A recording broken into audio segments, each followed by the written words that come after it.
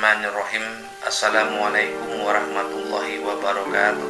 Kawan-kawan sebangsa dan setanah air yang sejak 10 tahun lalu tetap setia menjadi pembaca tulisan-tulisan saya di internet, wabil khususon sampai hari ini pun tetap setia menjadi penonton channel YouTube saya. Semoga Allah Subhanahu wa Ta'ala mengganti kesetiaan kawan-kawan tersebut dengan rahmatnya berupa kesehatan, keselamatan, dan rezeki yang barokah kepada kawan-kawan sekeluarga dimanapun saat ini berada. Amin amin ya mujibul wujud. Allahumma sholli wa sallim wa barik ala sayyidina wa maulana Muhammad sallallahu alaihi wasallam. Kawan-kawan, dalam konten kali ini saya coba untuk meringkas mengenai ragam macam ilmu suratul Fatihah. Jadi saya akan langsung membacakan 3 jenis qiraat atau cara membaca suratul Fatihah yang ketiga bacaan ini mengandung keilmuan masing-masing. Yang pertama, bacaan yang biasa kita baca ketika kita melaksanakan ibadah sholat. Bismillahirrahmanirrahim. Alhamdulillahirabbil alamin arrahmanirrahim maliki yaumiddin iyyaka na'budu wa iyyaka nasta'in, dan seterusnya. Nah, ini sudah menjadi keharusan, sudah menjadi kewajiban bagi semua umat Islam di Indonesia ketika melaksanakan sholat. Maka cara membaca suratul Fatihah ketika sholat dengan lafaz, dengan tasdid seperti yang saya bacakan tadi. Nah, yang kedua, ada orang yang mengambil ilmu suratul Fatihah dengan cara membaca yang berbeda daripada bacaan ketika sholat yang wajib. Dan biasanya menurut informasi yang saya dapat, bacaan yang kedua ini itu memang hanya dikhususkan, hanya digunakan ketika melaksanakan aktivitas ibadah sunnah saja, seperti mengobati atau untuk keilmuan-keilmuan lah ya. Jadi tidak pernah dibaca, digunakan ketika melaksanakan ibadah sholat yang wajib. Jadi cara bacanya begini. Bismillahirrahmanirrahim. Alhamdulillahi rabbil alamin arrahmanirrahim maliki yaumiddin iyyaka na'budu wa iyyaka nasta'in. Jadi seperti terpotong-potong kan, tetapi ketika saya tanyakan kepada pengamalnya, penggunanya, itu menurut mereka memang seperti itu tulisan suratul Fatihah di dalam Al-Quran. Jadi maka dibaca juga seperti itu. Maksud saya begini, di dalam Al-Quran itu tulisan Al-Fatihah, alhamdu ada tasdid, tanda berhenti, lillahi ada tasdidnya, tanda berhentinya, rabbil alamin. Nah, sementara kalau kita sholat wajib kan tasdidnya itu kan tidak kita perhitungkan, kita langsung baca alhamdulillah. Jadi tasdidnya pada alham, ya kan, alhamdulillah. Nah, itu yang pertama. Menurut mereka ya, menurut si pengamal tadi. Nah, nanti kawan-kawan silahkan cek di Al-Quran sendiri ya. Lalu yang kedua, menurut si pengamal, cara bacaan yang kedua ini, ilmu yang tersimpan di dalam Al-Fatihah dengan cara membaca yang kedua ini, itu menurut mereka untuk membersihkan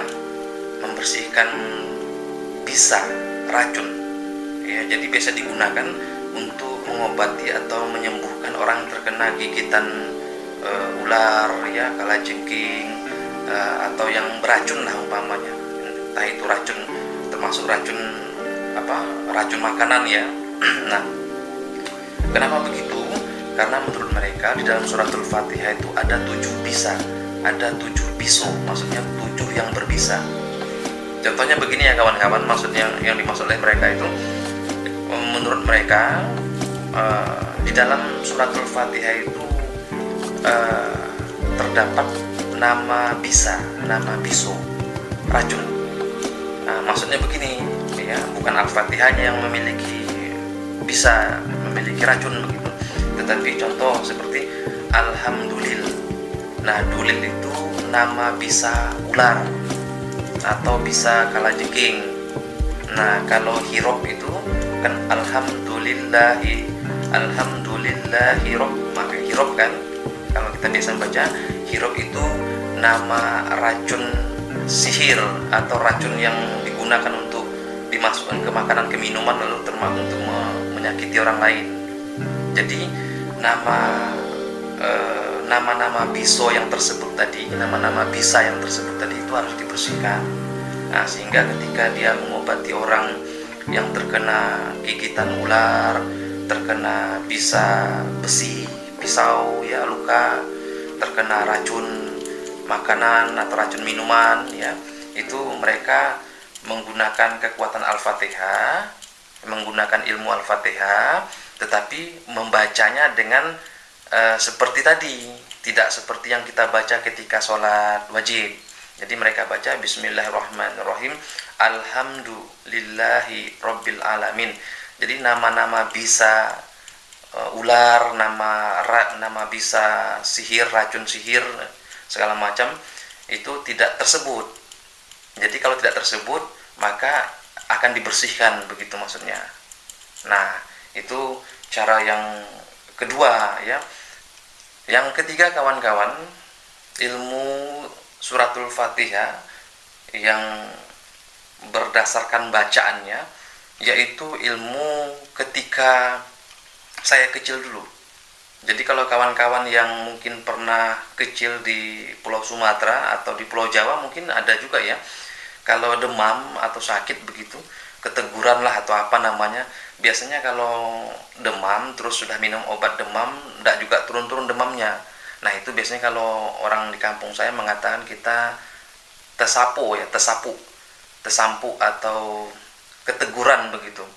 Nah, itu biasanya kan dibawa ke dukun itu, ya, bawa ke dukun ya, atau bawa ke kiai, tapi kiai yang ilmu hikmah lah, kiai yang bisa mengobati orang anak-anak demam kan begitu. Nah, itu kan menggunakan kunyit, ya, selalu kunyit sebesar ini, terus dipotong kunyitnya, kulitnya dikupas, lalu dibelah dua. Nah, setelah dibelah dua, kedua-duanya ditelentangkan lalu dibacakan jampi, mantra. Nah, itu kalau orang sekarang tidak tahu, itu mereka katakan bid'ah, itu sesat, itu mantra-mantra jampi-jampi untuk mengobati orang keteguran itu. Padahal tidak begitu, kawan-kawan. Ya, saya pernah bertemu langsung dengan datuk yang memang spesialis mengobati anak-anak di kampung-kampung dengan kunyit tadi. Itu yang mereka bacakan hanya Al-Fatihah saja. Tapi bukan Al-Fatihah yang pertama dan kedua tadi. Al-Fatihah yang dibacanya lengkap. Ya, lengkap maksudnya begini. Bismillahirrahmanirrahim. Alhamdulillahi Rabbil Alamin, Ar-Rahmanirrahim, Maliki Yaumiddin, Iyyaka na'budu wa iyyaka nasta'inu, dan seterusnya. Ya, itu kan ternyata setelah saya lihat di Al-Quran, memang di ujung huruf-huruf di ujung Al-Fatihah itu kan ada, cuma karena kita cara membacanya mengikuti cara bacaan yang pertama, sehingga itu di ujung itu nggak kita baca kan. Nah, menurut datuk tadi, itu Al-Fatihah itu kalau dibaca tidak boleh tanggung-tanggung, harus putus sampai ke ujung, karena menurut dia inti atau isi Al-Fatihah itu tersimpan di ujung-ujung ayatnya itu. Jadi seperti daun begitu ya, itu kan saripati daun itu kan terkandung atau tersimpan di ujung-ujung daun, di pucuk-pucuk daun, seperti jantung pisang itu kan saripatinya kan di ujung-ujungnya. Jadi menurut mereka Al-Fatihah itu kalau dibaca itu tidak boleh tanggung-tanggung, semua harus dibaca, tidak boleh ada satu huruf pun yang tidak dibaca. Ya, harus semua huruf harus terbaca. Makanya itu dia membacanya seperti di Alhamdulillahirabbil alamin. Akan ada nanti kawan-kawan silahkan lihat di Al-Quran langsung ya, supaya lebih jelas kan. Nah, Itu setelah itu dibacakan, itu nanti kunyitnya dibentangkan kedua-duanya di punggung punggung telapak tangan, lalu dibeginikan, kan begitu ya. Nah, dilontarkan begitu. Nanti kalau kunyit itu kedua-duanya membentang sama, ya, tertelentang sama, berarti si anak tadi tidak terkena yang goib, berarti penyakitnya medis. Tapi kalau salah satu tertelentang, salah satu tertelungkup, maka itu bisa dipastikan anak itu bukan terkena medis tapi terkena goib. Nah, nanti ngobatinya dengan Al-Fatihah yang penuh tadi juga. Jadi yang tertelentang itu yang diambil, yang tertelungkup dibuangnya. Yang kunyit yang tertelentang maksudnya, itu dibacakan lagi Al-Fatihah yang tadi juga. Biar saya lengkapi bacanya ya. Bismillahirrahmanirrahim. Alhamdulillahirabbil alamin, arrahmanirrahim, maliki yaumiddin, iyyaka na'budu wa iyyaka nasta'in, ihdinas siratal mustaqim, siratal ladzina an'amta 'alaihim ghairil maghdubi 'alaihim waladdallin. Amin. Jadi diembuskan sekali, nanti digoreskan ke sini, lalu ke kening ya, digoreskan ke kening sehingga berbekas kuning di sini kan, lalu tempel di sini. Nah, itu tunggu sampai ini jatuh sendiri, kunyitnya jatuh sendiri, itu insya Allah sembuh. Nah, jadi ada 3 yang jelas sekarang tuh ada 3 ilmu, ada 3 ilmu suratul Fatihah yang jika cara bacanya memiliki gaya tertentu, maka dia mengandung ilmu-ilmu tertentu. Yang pertama, cara membaca Al-Fatihah seperti kita sholat, ya, itu tentu untuk ibadah yang wajib, itu hablum minallah urusannya. Yang kedua, untuk membersihkan racun atau bisa kena gigitan ular kah, kena gigitan kalajengking kah, kena bisa besi kah, luka, atau kena racun dibuat orang ya, atau baik racun medis ataupun racun racun makanan seperti manis gula itu kan manis gula itu kan ada racunnya ya, makanya orang yang sering minum gula itu kan sering kena diabetes itu kan karena racun dari yang manis itu. Jadi walaupun manis tetap ada racunnya. Nah, berarti kalau untuk mengobati orang yang terkena diabetes di kampung-kampung dulu ya, mungkin itu menggunakan Al-Fatihah yang kedua tadi. Cara membacanya tetap menggunakan bacaan Al-Fatihah, tetap menggunakan Al-Fatihah, tidak menggunakan doa mantra-mantra lain. Al-Fatihah tapi bacaannya yang berbeda. Ya, bacaan itu yang bisa yang bisa ular, yang bisa racun, yang bisa besi, yang terdapat tersebut dalam Al-Fatihah itu tidak disebutnya, sehingga bersih begitu, sehingga nanti bisa yang di tubuh orang ini bisa keluar, boleh keluar kan begitu. Jadi ini bisa, bahasa Melayunya mesti dipisah juga ya. Bisa itu maksudnya biso ya. Ya, bisa ular maksudnya, begitulah, racun lah begitu. Nah, yang ketiga yang tadi untuk mengobati anak demam tadi dengan menggunakan kunyit. Ya, itu percaya tidak percaya itu ampuh kawan-kawan. Ya, sampai sekarang pun kalau saya kadang-kadang itu kalau pas balik kampung, kalau agak demam badan itu, kalau dibacakan itu, buat sendiri ya, kunyit tadi ya, buat sendiri itu insya Allah ampuh, asal memang kita itu meyakini kekuatan Al-Fatihah kan. Jadi baru 3 saja bacaan Al-Fatihah itu memiliki gaya tersendiri, sudah 3 pula ilmu yang keluar dari Al-Fatihah tadi. Nah, mudah-mudahan sharing saya kali ini dapat menambah pengetahuan bagi kawan-kawan.